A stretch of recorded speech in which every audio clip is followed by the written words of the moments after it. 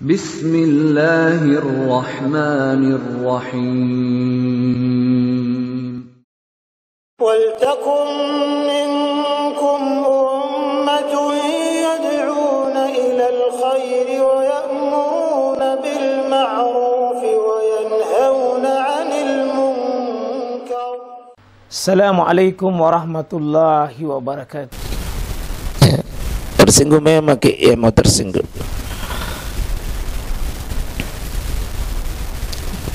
Kalau hidup tak susah, gelisah, tidak tenang, semua yang diurus bermasalah. Apa yang dirintis bisnis selalu berakhir dengan kekecewaan. Cek orang paling dekat dengan kita, orang tua tak? Kapan terakhir kita temani ngomong? Pernah orang tua menetes air matanya karena kita? Ketahui Pak,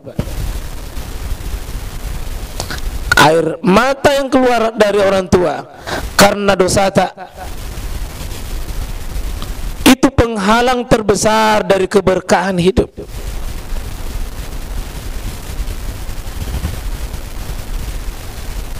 Dan itu panjang Pak risikonya.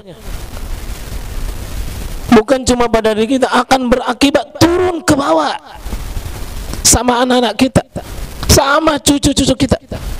Allah akan hukum kalau ini tidak ditobatkan. Dan saya melihat Pak, keberkahan hidup paling berkah, saya membuktikannya ketika ada orang kadang ibadah sunnahnya terhalang demi memuliakan orang paling dekatnya, orang tuanya. Di situ keberkahan hidup dibuka. Tidak main-main itu hadis, ridallah fi ridal walidain, sukhtullah fi sukhtil walidain.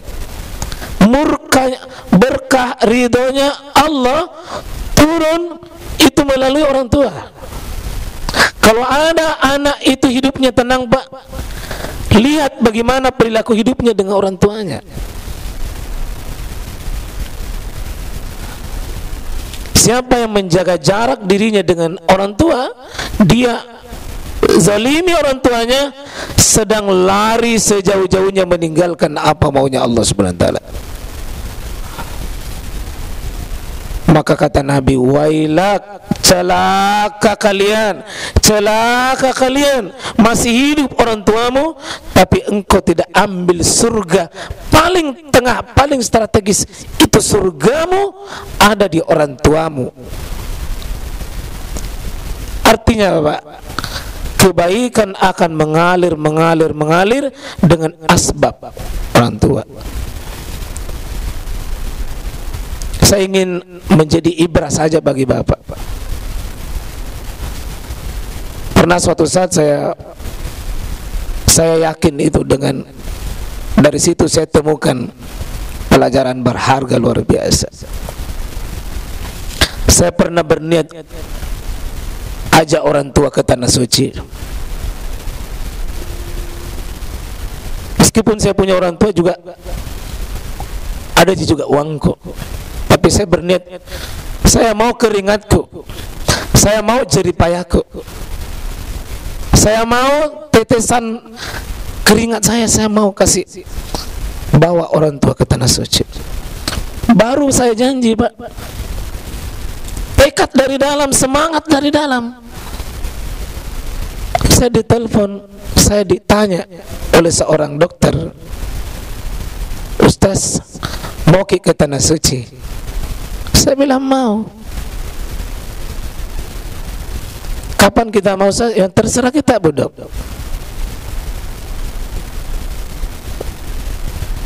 Bilang bagus, mungkin di bulan Ramadan. Dalam hatiku, Anas itu ya, saya mau bulan Ramadan. Kalau begitu Ustaz, nanti di akhir pertengahan Ramadan kita berangkat. Siapa tak mau ikut istri tak Ustaz? Dalam hatiku, rokin tu ya, kasih ikut ibu Ustaz, panggil istri tak, dan kita ndak usah repot. Saya akan seluruh staf saya semua uruskan ke. Saya pernah membuktikan Pak, betul-betul ada namanya ke Tanah Suci, tidak ada yang saya urus, tidak ada biaya, plus oleh-oleh lengkap semua. Tinggal di mana? Di hotel yang paling mahal di Mekah, persis hotel paling mahal Pak, 45 juta kalau itu bulan Ramadan. 2 orang 90 juta. Jadi saya yakin Pak, bermuamalah dengan orang tua bagus, Allah malu kalau tidak dibalas kebaikan itu.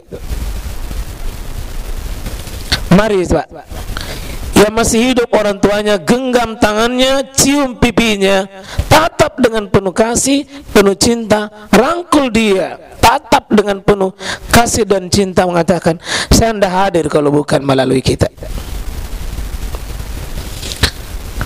Yang tidak pernah komunikasi dengan orang tuanya, telepon, minimal sapa, terima kasih, ucapkan kegembiraan dengan dia. Jangan cuma pandai menokok-nokok, memoro-moro. Sakit orang tuanya, sakit orang tua, apalagi orang tua sampai sakit dengan asbab kita. Di mana dosa di atas dosa itu?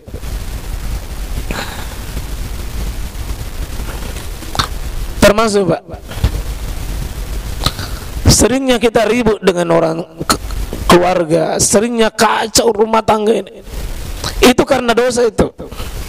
Karena dosa. Segera masing-masing bertobat. Kita cekcok satu sama lain, pasti satu diantaranya itu karena berdosa. Maka Nabi Yunus alaihissalam ketika punya masalah langsung bertobat. Taubat yang paling tertinggi tauhid. Tauhid. Itu taubat paling tertinggi, Pak. Ada buku, saya sudah ringkas bukunya, 35 sebab diterima taubat. 35 sebab bertauhid dengan kepada Allah. Bertauhid kepada Allah. Siapa yang sudah murnikan tauhidnya sama Allah, mengalir kebaikan dalam dirinya. Jangan tanya Allah bagaimana caranya. Itu cara Allah membuat, jangan pernah diajari Allah.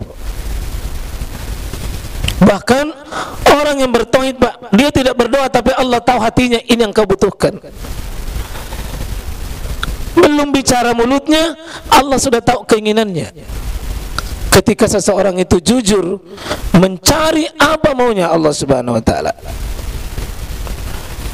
Tugas kita ini Pak, kembali sama Allah, kembali sama Allah, kembali sama Allah. Jangan tinggalkan Allah.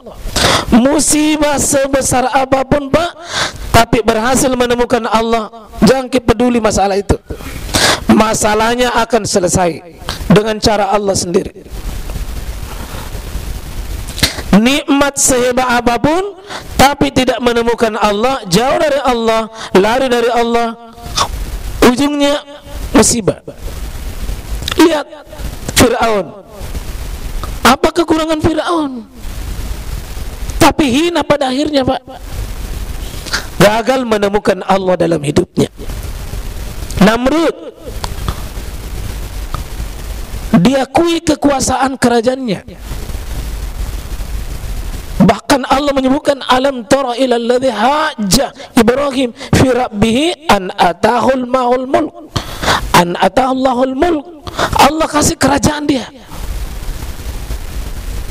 tapi gagal menemui Allah, gagal menghadirkan Allah dalam dirinya.